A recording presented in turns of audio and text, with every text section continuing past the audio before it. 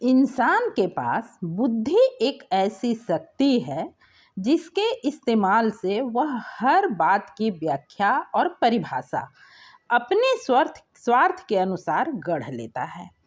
अपनी इस युक्ति से वह अपनी मनपसंद कार्य सिद्ध तो कर लेता है, पर उसकी यही बुद्धि उसे अंदर ही अंदर उसके इस चतुराई के लिए दोषी ठहराती ही रहती है। ओम साई राम श्रोताओं, आपका दिन मंगलमय हो। साई कथाएं में आपका स्वागत है। आइए सुनते हैं साई की प्रेरणा से उषा कुशवाहा द्वारा लिखित पुस्तक कलयुग में आए साई के कुछ अंश। आपसे आग्रह है कि वीडियो को अंत तक जरूर ही सुने। साथ ही लेख और मेरा वाचन पसंद आए तो कमेंट करके बताएं। वीडियो को लाइक एवं चैनल को जरूर सब्सक्राइब करें। तो आज सुनिए साई के 8वें वचन का अर्थ और उसकी व्यापकता। श्रोताओं, एक वीडियो में वचन के अर्थ पर चर्चा तो हम एक ही वचन की करेंगे, किंतु बाबा के 11 वचनों को एक बार सुनेंगे अवश्य। इसके 2 फायदे हैं। एक तो इन्हें एक साथ सुनकर ही आप समझ पाएंगे कि आज के वचन का नंबर कौन सा है, और दूसरा यह कि बाबा के इन 11 वचनों को एक साथ सुनने में अति कर्णप्रिय लगता है। साथ ही मन में साहस और विश्वास का संचार भी होता है। तो आइए शुरू करते हैं बाबा के 11 वचन। जो शिरडी में आएगा आपद दूर भगाएगा। दूसरा है, चढ़े समाधि की सीढ़ी पर पैर तले दुख की पीढ़ी पर। तीसरा, त्याग शरीर चला जाऊंगा भक्त हेतु दौड़ा आऊंगा। चौथा है, मन में रखना दृढ़ विश्वास करे समाधि पूरी आस। पांचवा, मुझे सदा जीवित ही जानो अनुभव करो सत्य पहचानो। छठवां है, मेरी शरण आ खाली जाए हो तो कोई मुझे बताए।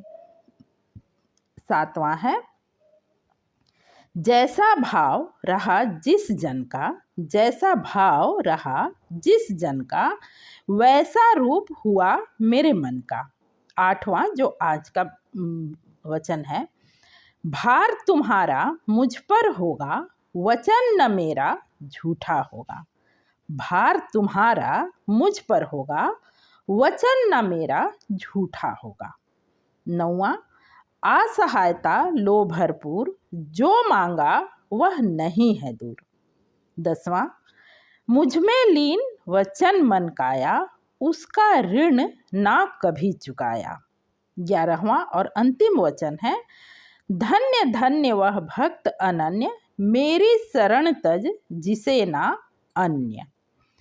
अब निम्नलिखित शब्दों से मन को एकाग्र कर सुनिए बाबा के वचनों में से 8वें वचन का अर्थ। इत उत न डोल मनवा साई साई बोल। वचन है, भार तुम्हारा मुझ पर होगा वचन न मेरा झूठा होगा। जो जिंदगी हमें मिली है यह एक सफर की तरह ही है। जन्म लेने के दिन से जिसकी शुरुआत हो जाती है और एकमात्र मौत ही इसकी मंजिल है, जहां पहुंचकर यह सफर पूरी तरह समाप्त हो जाता है। श्रोताओं, मुझे लगता है आप इन लाइनों से, इस शब्द से बिल्कुल सहमत होंगे, समझने का यदि प्रयास करें। आगे सुनिए। जब हमारा जन्म होता है हम बिल्कुल शुद्ध होते हैं, ईश्वर का अंश, ईश्वर से शुद्धता। जैसे जैसे उम्र बढ़ती है मोह बढ़ता है, इच्छाएं बढ़ती हैं, चाहतें बढ़ती है अपने लिए, अपनों के लिए, जिसकी पूर्ति के लिए लोभ का जन्म होता है और इसके पीछे पीछे क्रोध स्वयं ही अपना आसन जमा लेता है। फिर तो इंसान उनके वश में होकर एक ऐसी राह पर सरपट दौड़ पड़ता है जहां उसे अपनी परवशता का भान ही नहीं होता। परवशता मतलब किसी के वश में होने का भान ही नहीं होता। बिल्कुल सत्य है ना कि हम जीवन तो जी रहे होते हैं, पर बाहरी रूप से भले ना नजर आए, पर आंतरिक रूप से हम लोभ, मोह, क्रोध आदि विषय वासनाओं के वश में तो होते ही हैं।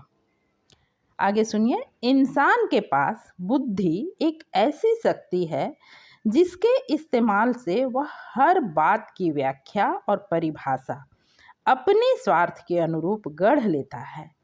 अपनी इस युक्ति से वह अपनी मनपसंद कार्य सिद्ध तो कर लेता है, पर उसकी यही बुद्धि उसे अंदर ही अंदर उसके इस चतुराई के लिए दोषी ठहराती ही रहती है। तब पैदा होता है अफसोस और आत्मग्लानि का भार। अब इतना आसान नहीं होता लोभ मोह के जाल से निकल पाना, और ना ही इनसे ग्रसित मन में इतनी शक्ति ही होती है कि वह अपने ही गढ़े इन परिभाषाओं को झुठला सके। अतः अपने इस भार की गठरी को औरों से छिपाए अपने सिर पर उठाए जीवन का सफर स्नेह स्नेह चलता रहता है, और यह भार बढ़ता जाता है, बढ़ता ही जाता है। इस भार के दबाव से दबता झुकता सिर जब एक दिन थक हार कर साईं के चरणों में झुक जाता है, जो हमारे अंदर हमेशा से ही मौजूद थे, हमने ही कभी गर्दन झुकाने की जहमत नहीं उठाई, तब कृपा निधान श्री साईं हमारे सिर पर अपना वरद हस्त रखते हैं। उनके ऐसा करते ही हमारे सिर का भार उनके हाथों पर आता है और हम स्वयं को भार मुक्त अनुभव करने लगते हैं। साईं के सानिध्य के प्रभाव से मन में श्रद्धा और सब्र का उदय होने लगता है। मन में सब्र हो तो अनावश्यक चाहतों पर लगाम स्वयं ही लग जाता है, और चाहते बस में हो तो लोभ कहाँ टिक पाएगा।